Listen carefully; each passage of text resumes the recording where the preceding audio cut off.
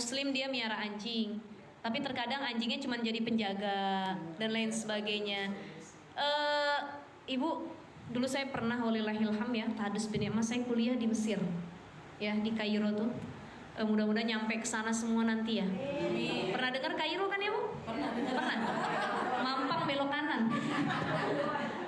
Insya Allah kita nyampe ke sana semua nanti ya. Itu di Mesir itu saya juga kaget waktu awal-awal datang jadi mahasiswa baru. Kok orang sana rata-rata punya anjing? Padahal mayoritas Muslim. Ya bahkan saya dulu tinggal di Imarah gitu, di gedung kos-kosan ya, itu buat para mahasiswi. Kamar saya tuh lantai 5 ya, apartemen kita tuh lantai 5, jadi kita naik tangga sampai ke lantai 5. Itu pernah saya sama kawan pengen naik tuh dikejar-kejar anjing Bu, sampai kita lari ngumpet ke warung bawah gitu. Dan itu anjingnya punya tetangga kita sendiri, padahal dia Muslim gitu. Waktu itu kita agak bingung juga, kok orang sini mayoritas miara anjing rata-rata gitu. Ya, sebenarnya gini ibu-ibu, kita tidak dilarang untuk miara anjing, ya. Apalagi kalau anjing itu untuk jadi penjaga dan lain sebagainya. Dengan catatan dia harus siap ketika dia setelah megang anjing dia harus dibasuh dengan tanah 7 kali, dibasuh 7 kali dicampur dengan tanah. Ya, itu yang masuk dalam kategori najis mughalazoh. Yang najis mughalazoh itu najis anjing ataupun babi. Ya, liur keduanya maupun yang berkaitan dengan keduanya itu najis mughalazoh. Dan kalau kita habis megang anjing ataupun babi atau kena liur dan lain sebagainya, atau dijilat anjing, ibu digigit anjing, cara bersihinnya itu harus dengan dibasuh 7 kali, salah satunya dicampur dengan tanah. Nah kalau ada muslim, dia miara anjing dan dia sering megang tuh anjing, silahkan saja dengan catatan dia tahu cara bersucinya.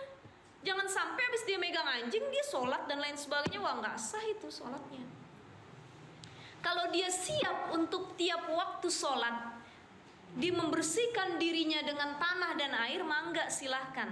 Tapi kalau itu jadi memberatkan, bagus ya nggak usah dipiara. Tapi ustazah yang dipiara anjing-anjing lucu kok, yang anjing-anjing apa tuh? Yang kayak kucing tuh ada ya? Hah? Budel. Ada yang lucu-lucu itu ya, yang mirip kucing ya.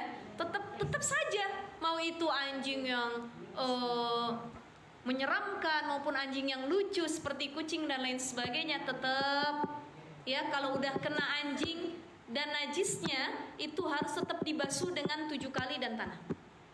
Ibu-ibu. Jadi tergantung. Silahkan mau miara kalau kitanya sanggup untuk bersuci tadi. Sama. Oh dicium-cium sama anjing gitu. Kan kena liurnya sama. Ya.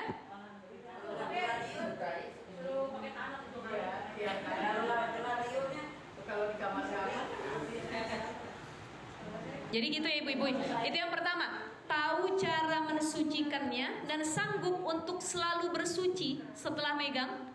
Yang kedua, kita yakin tempat sholat kita tuh nggak kena najis dari binatang tersebut.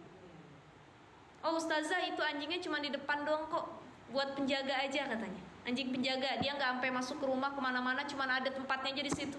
Ya silahkan, dengan catatan tidak mengganggu ibadah dan kesucian kita. Tapi karena kita seorang muslim yang butuh bersuci, butuh sholat 5 waktu, butuh suci tempat ibadah kita, maka lebih baik yang tidak boleh disentuh dan itu najis, lebih baik dihindarkan. Gitu ya, ibu-ibu ya, baik dihindarkan.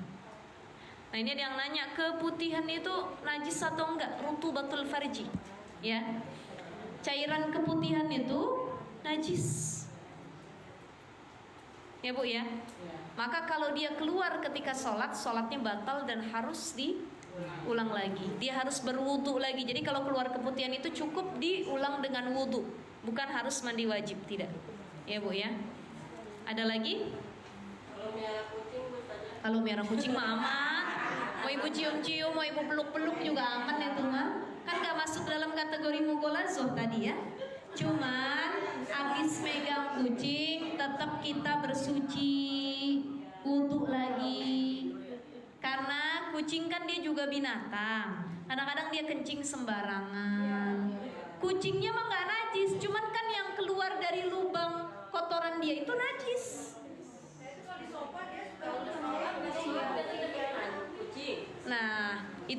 Kita punya piaraan kucing, iya kan? Kita lagi sholat, dia naik-naik ke baju kita dan lain sebagainya. Kalau bisa, ketika kita hendak sholat, diamanin dulu kucingnya.